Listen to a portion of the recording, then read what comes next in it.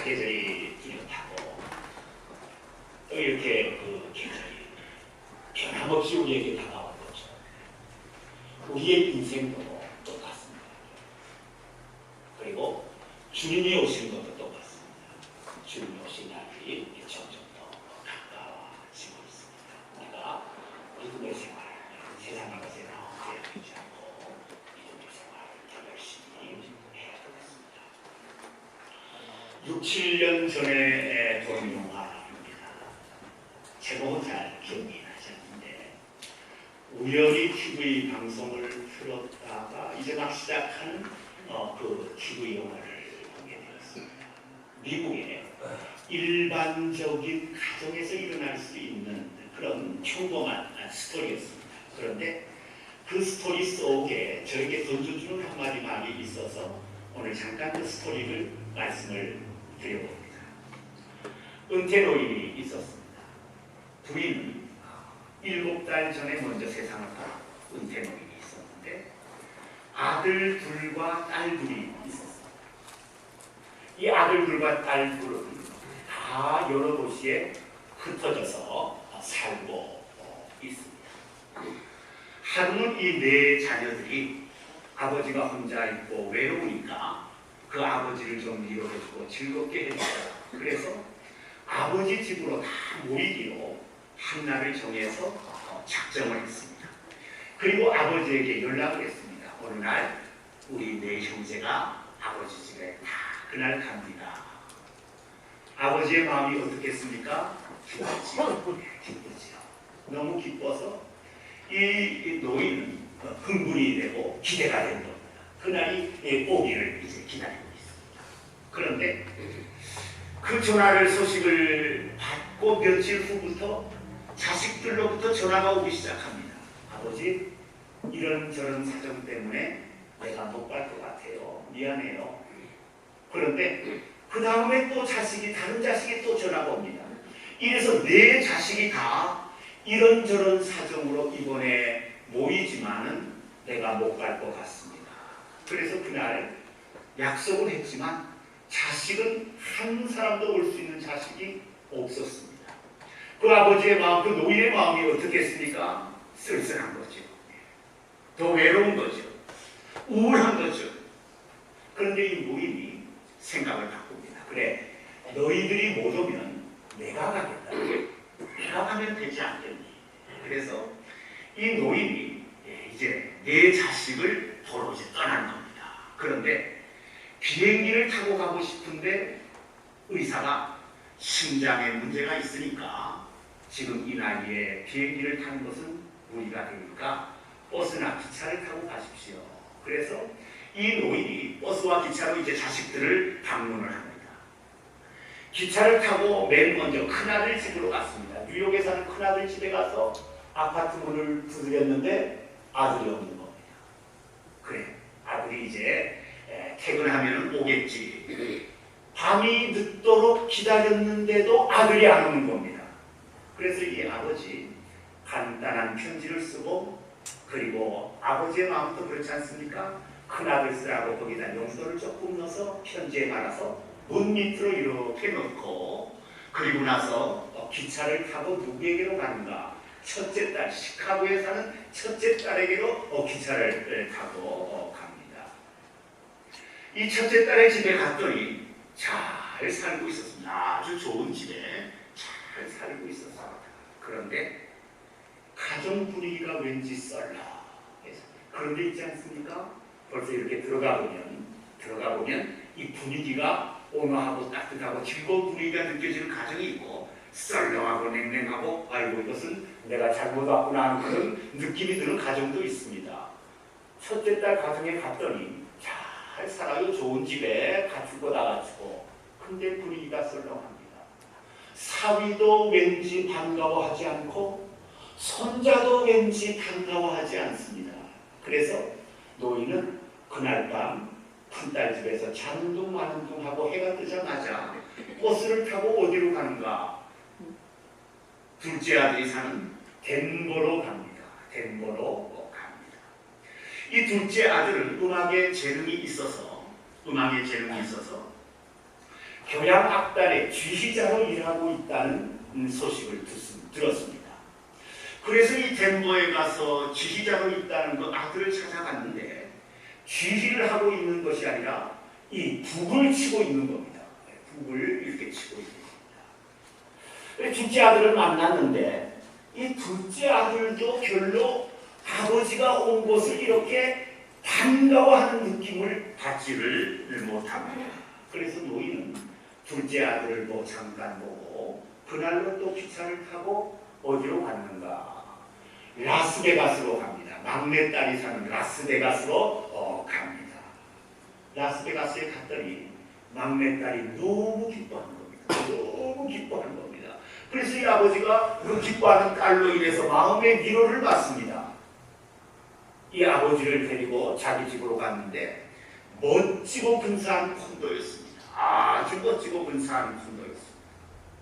그리고 딸은 나가고 자기가 혼자 있는데 옆에 콘도에서 사는 웬 아주머니가 오더니 이 아이를 좀 맡아주십시오 하고서 그 아이를 놓고 가는 겁니다.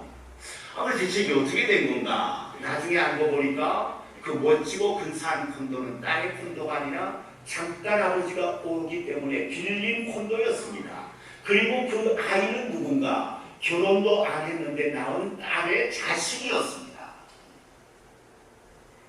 여행에 피곤하고 지친 아버지, 또 자식들이 다 이렇게 반갑게 맞아주지 않으니까 이 여행에 피곤하고 지친 아버지가 어떻게 됩니까? 빨리 집으로 가야 되겠다. 그래가지고 깜빡 이사가 말한 것을 잃고 잃어버리고 비행기를 탔습니다. 비행기를 타고 오다가 중간에 비행기 안에서 쓰러졌습니다. 그래서 비행기가 내리면서 병원에 입원하고 병원에 입원했다는 소식을 듣고 그때야 자식 넷이 다 병원에 모였습니다. 여러분들의 일들 같지는 않습니다. 그리고 나서 자식들이 와서 아버지에게 자기들이 왜 아버지를 반갑게 맞이하지 못했는지 자초지종을 큰아들부터 막내딸까지 다 얘기를 합니다. 그러면서 아버지를 사랑한다는 거 마음을 표현을 하죠. 아버지를 사랑. 거기에서 이 노인이 위로를 받습니다. 위로를 받아요. 그런데 이 영화를 보면서 남는 대화가 하나 있었습니다. 어떤 대화였는가? 이 아버지가 음악을 하는 둘째 아들과 대화를 합니다. 병원에 찾아가 둘째 아들과 대화를 하는데 아버지가 이 둘째 아들에게 말을 합니다. 나는 내가 오케스트라에서 책임을 맡은 지휘자라는 말을 들었는데 너는 가보니까 북을 치고 있더구나. 어떻게 된 일이냐? 그랬더니 아들이 하는 말이 나는 북 치는 것이 좋아요. 북 치는 것이 내 적성에 맞아요. 그래서 북을 쳐요. 대답합니다. 그러니까 노인이 또 말하기를 사람들은 말하기를 내가 음악적인 재능이 뛰어나서 다 훌륭한 지휘자가 되리라고 그렇게 알고 있었고 그리고 또 생각하고 있단다. 그렇게 말을 하니까 이 둘째 아들이 이런 말을 자기 아버지에게 합니다. 내 아버지, 사람들은 칭찬하는 말을 많이 해요. 그러나 사람들은 항상 진실만을 말하지는 않아요. 이 말을 듣는 순간에 저의 마음에 뭔가 이렇게 찡하게 저의 마음에 강하게 와서 이렇게 부딪히는 그에 있었습니다. 사람은 칭찬하는 말을 많이 했지만 항상 나에 대해서 진실만을 말하지는 않아요. 참 여러분 생각해 볼 수 있는 말 아니겠습니까? 맞습니다. 사람들은 항상 나에 대해서 좋은 말, 여러 말을 많이 하지만 진실만을 말하지 않을 때 있습니다. 상대방이 상처받고 고통받고 실망하고 괴로워할까봐 진실을 말할 수 없을 때 있습니다. 있어요. 그리고 특별한 상황이나 어떤 사정 때문에 또 진실을 말하지 못할 때 있습니다. 또는 계획을 숨기려고, 잘못을 숨기려고 어떤 심리적인 계산이 깔려 있어서 진실을 말하지 못할 때 우리의 삶에 있습니다. 또 사람의 악함, 악함과 죄됨 때문에, 악함과 이 죄된 것 때문에 진실을 사람이 말하지 않을 때가 있습니다. 사람의 마음처럼 미묘하고 복잡한 거 없어요, 여러분. 사람의 마음처럼 미묘하고 복잡한 게 없습니다. 사람의 마음처럼 예측 불가능한 거, 참 사람의 마음은 예측할 수가 없어요. 예측 불가능해요. 그리고 사람의 마음처럼 놀랍고 대단한 것도 없어요. 위대하고 훌륭한 일들이 이 마음 안에서 나오지 않습니까? 그러나 사람의 마음처럼 놀랍고 대단한 것도 없지만 사람의 마음처럼 악하고 못된 것도 없어요. 못된 것이 없습니다. 그래서 예레미야서 17장 9절에 보면 만물보다 거짓되고 심히 부패한 것은 사람의 마음이라고 했어요. 사람의 마음처럼 위대하고 대단한 것도 있지만 악하고 못된 것, 사람의 마음, 그 악함과 못됨을 능가할 수 있는 것이 없을 정도로 사람의 마음은 그러합니다. 이러한 사람의 마음에 항상 두 가지가 함께 공존을 합니다. 어떤 두 가지가 함께 공존합니까? 선함과 악함이 같이 있습니다. 선함만 있으면 얼마나 좋습니까? 의로움과 불의함이 같이 있고, 고결함과 추함, 진실됨과 거짓됨, 사랑함과 미워함, 이것이 이 사람의 마음에 항상 같이 존재합니다. 항상 같이 존재합니다.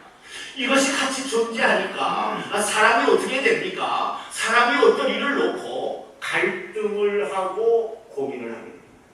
어떤 상황에 부딪혔을 때 고민을 하고 괴로워합니다. 왜 어떤 상황, 어떤 형편에서 사람이 문제에 부딪혔을 때 갈등하고 고민하게 됩니까? 사람이 항상 선하고, 사람이 항상 의롭고, 사람이 항상 진실하고, 사람이 항상 고결하다면 문제가 없는데, 항상 그것과 반대되는 악함과 불의함과 거짓됨과 미워함과 그리고 추함이 사람의 마음 안에 같이 있어서 그것이 사람을 끌어당기고, 그것이 사람을 유혹하고, 그것이 사람을 주장하기 때문에 사람은 여러분 항상 어떤 일 앞에서, 많은 일 앞에서 고민하고 갈등하게 되고 그리고 괴로워하게 됩니다. 그렇게 괴로워하면서 이 악하고 불의하고 추하고 거짓되고 이 미워함을 없애보려고 노력을 하지만, 지워보려고 노력하지만, 내 마음 안에서 사라지고 쫓아내려고 노력하지만 이것이 됩니까? 안 돼요. 안 돼요, 여러분.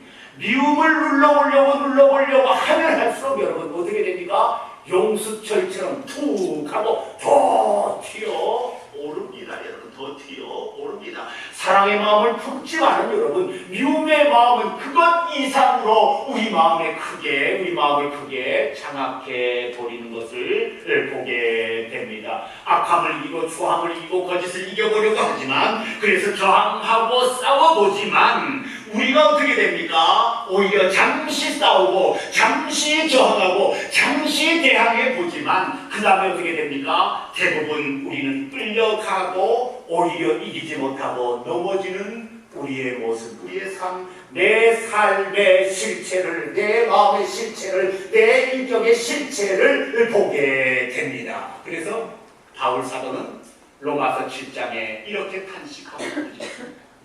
내가 원하는 바 선을 행하지 아니하고 도리어 원치 아니하는 바 악을 행하는, 맞지 않습니까? 선은 원하는데 그 선은 행치 아니하고, 내가 원하지 않고 내가 거부하고 내가 싫어하고 내가 멀리하고 나에게서 없애버리고 싶은 그 악을 내가 행하는도다. 바울 사도는 오호라 나는 곤고한 사람이로다. 이 상황의 몸에서 누가 나를 건져내야 탄식하고 부르짖지 않습니까? 오늘 사랑하는 여러분들은 어떻습니까? 사랑하는 여러분들은 어떻습니까? 악함으로 인해서, 불의함으로 인해서, 나의 거짓됨으로 인해서, 나의 추함 때문에 인해서 여러분 갈등하고 고민하지 않으십니까? 사랑하는 여러분, 이러한 것들을 대항해서 싸우는 싸움이 없습니다. 없습니까? 내 안에 있는 그 죄와 싸우는 싸움이 여러분들의 삶에 있는지 없는지 한번 볼 수 있기 바랍니다. 없으면 좋을 것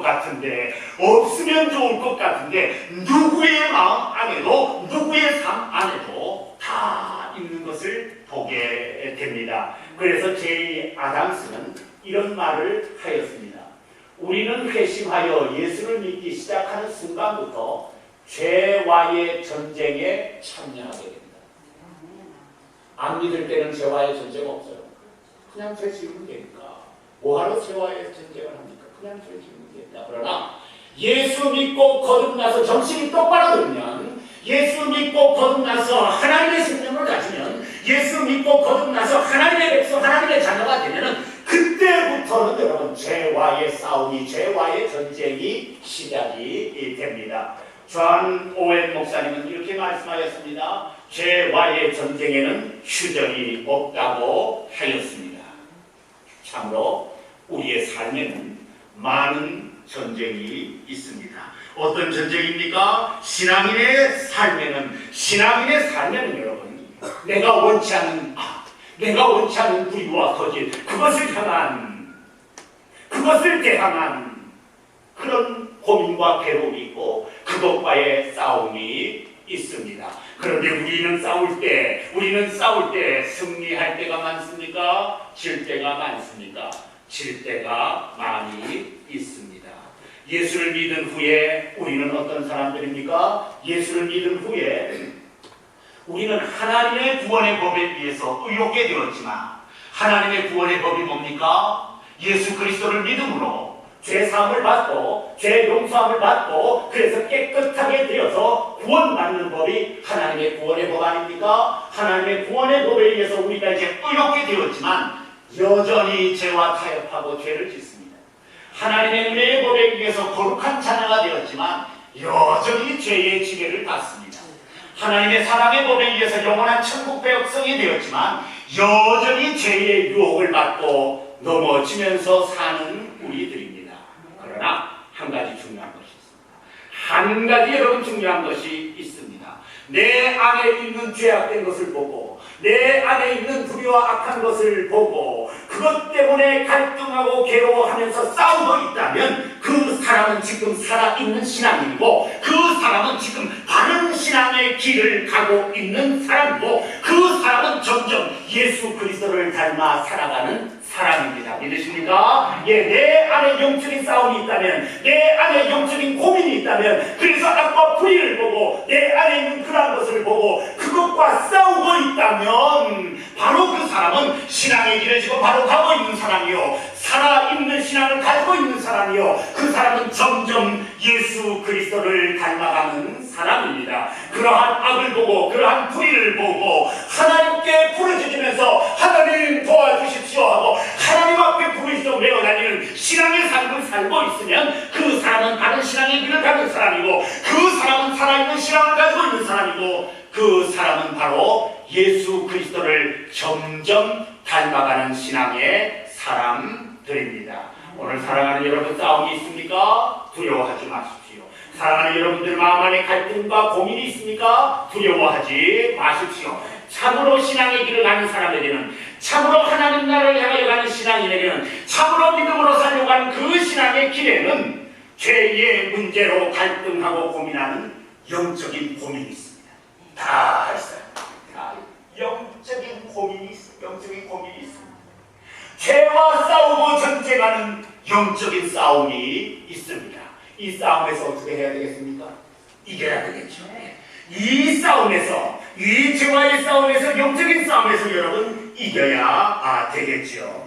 어떻게 여러분 이겨야 되겠습니까? 우리는 하나님 앞에 여러분, 저와 여러분들은 세상 사람들이 보기에는 평범하고, 세상 사람들이 보기에는 아무것 같지도 않고, 세상 사람들이 보기에는 별로 아무것도 아닌 우리라 할지라도 하나님 앞에 저와 여러분들은 어떤 존재입니까? 특별한 존재들입니다. 아주 하나님 앞에 특별한 존재들입니다. 하나님 앞에 특별한 존재들이기 때문에 저와 여러분들은 죄와의 싸움에서 절대로 져서는 안 됩니다. 어떤 특별한 존재들입니까? 베드로전서 2장 9절로 10절에 이렇게 말씀하였습니다.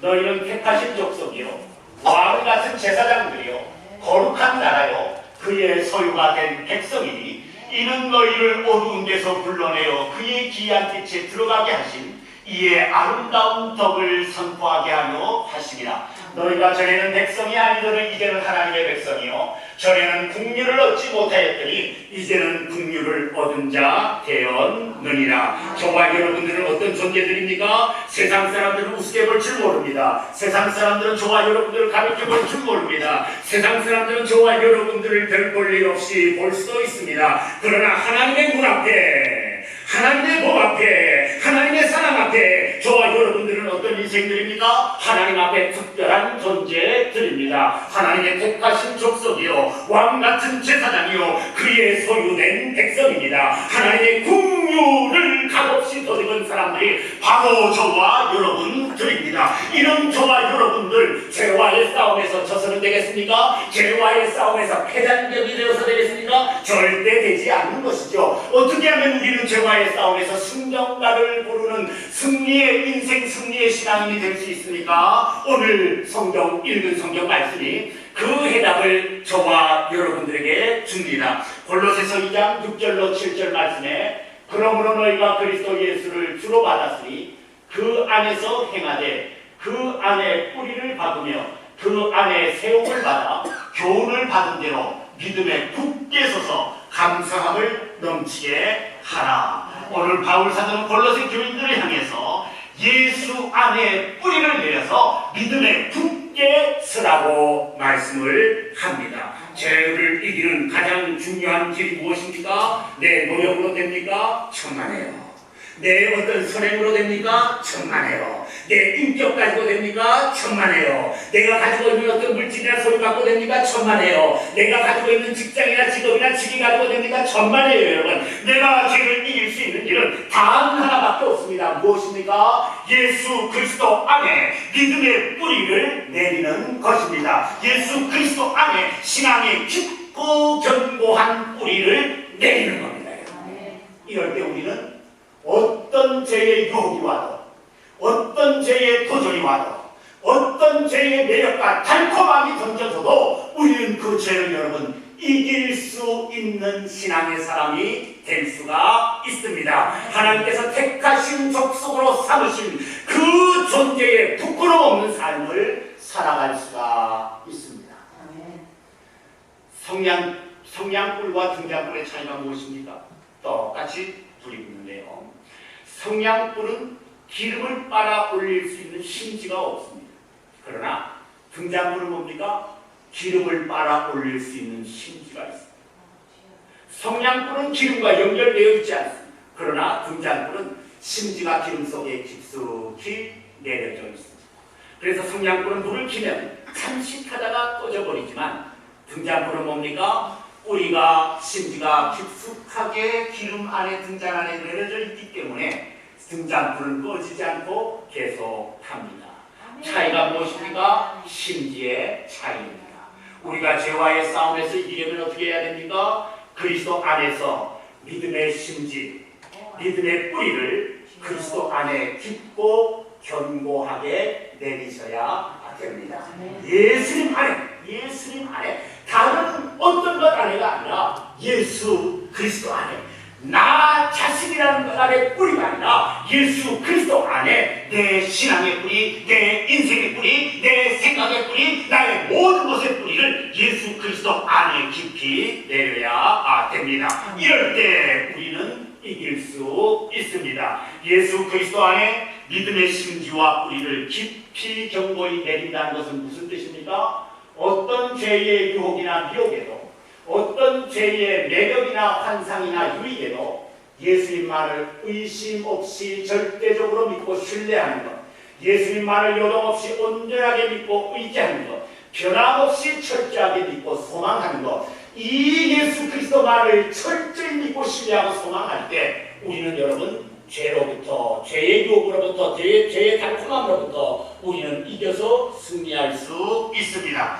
또한 어떤 상황이나 사정이나 환경에서 예수 그리스도를 의심 없이 절대적으로 믿고 의지할 때, 그리고 그분에게만 나의 소망을 둘 때 우리는 여러분 죄를 이기는 삶을 살 수가 있습니다. 우리가 예수 그리스도 안에 죄를 이기는 삶, 요한 사도는 뭐라고 했습니까? 요한일서 5장 4절에 대저 하나님께로서 난 자마다 세상을 이기느니라 말씀하였습니다. 누구든지 그리스도 안에 있으면, 그래서 하나님 안에서 새로워진 인생이 있으면 우리는 세상을 이깁니다. 세상이 뭡니까? 바로 죄를 이기는 것 아니겠습니까? 고린도전서 15장 57절에 우리 주 예수 그리스도로 말미암아 이김을 주시는 하나님에게 감사하노라. 그리스도 안에 있으면 무조건 주안죄를 이길 수 있습니다.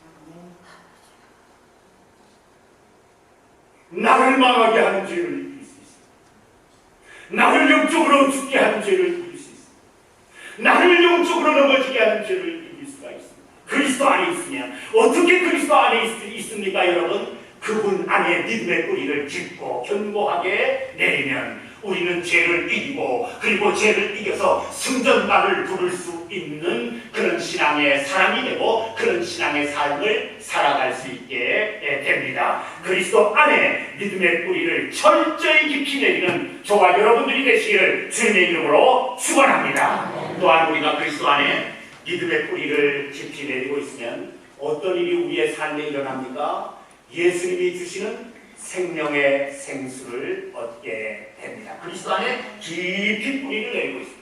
그리스도 안에 깊이 뿌리를 내리지 못하고 그냥 껍질로만 그냥 조금 내리고 있으면 어떤 생명의 생수를 얻을 수가 없습니다. 요한복음 7장에 누구든지 목마르거든 내게로 와서 마시라. 나를 믿는 자는 성경의 이름같이 그 배에서 생수의 강이 솟아나리라.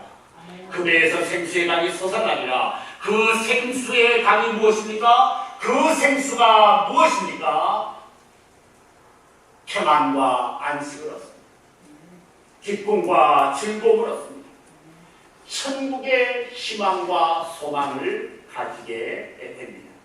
예수 그리스도 안에 있으면 생명의 생수를 얻고 근심과 걱정이 사라집니다. 그리고 악함과 불의함과 죄된 모든 것들이 사라지게 됩니다. 예수 그리스도 안에서 그분의 생명과 같은 생수를 얻으면 죄를 이기는 놀라운 역사가 저와 여러분들의 삶에서 일어나게 됩니다. 또 어떤 일이 있습니까? 예수님이 주시는 영적인 힘과 능력을 얻게 됩니다.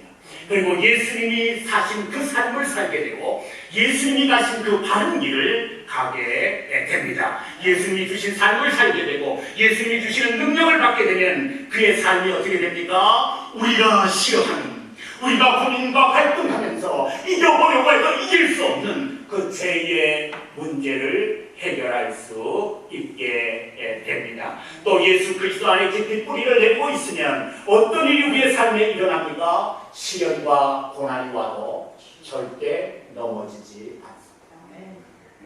그리스도 안에 깊이 뿌리를 내고 있으면 한란의 풍랑과 바람이 일어도 절대로 여러분 넘어지지 않습니다. 마태복음 7장 25절에 내 말을 듣고 행하는 자는 그 집을 반석 위에 세운 사람과 같으니 비가 내리고 창수가 나고 바람이 불어 그 집에 부딪히되 무너지지 아니하느니라. 절대 여러분 예수 잘 믿는 사람, 예수 바로 믿는 사람, 그리스도 안에서 깊은 뿌리를 내린 사람은 절대 흔들리거나 넘어지지 않습니다. 흔들리거나 넘어지지 않을 뿐만 아니라 혹 넘어진다고 해도, 혹 쓰러진다고 해도 그 사람은 어떻게 됩니까? 다시 일어나는 축복을 받습니다. 잠언서 24장 16절에 대저 의인은 7번 넘어질지라도 다시 일어나려니와 악인은 재앙으로 말미암아 엎드러지느니라. 하나님 말씀 안에서, 그리스도 안에서 뿌리를 단단히 내린 사람은 넘어지지 않고 넘어진다고 해도 다시 여러분 일어나는 축복을 받습니다. 마지막입니다. 그 안에 깊이 뿌리를 내리고 있는 사람은 또 어떤 축복을 받습니까? 하나님께서 복을 더 주십니다.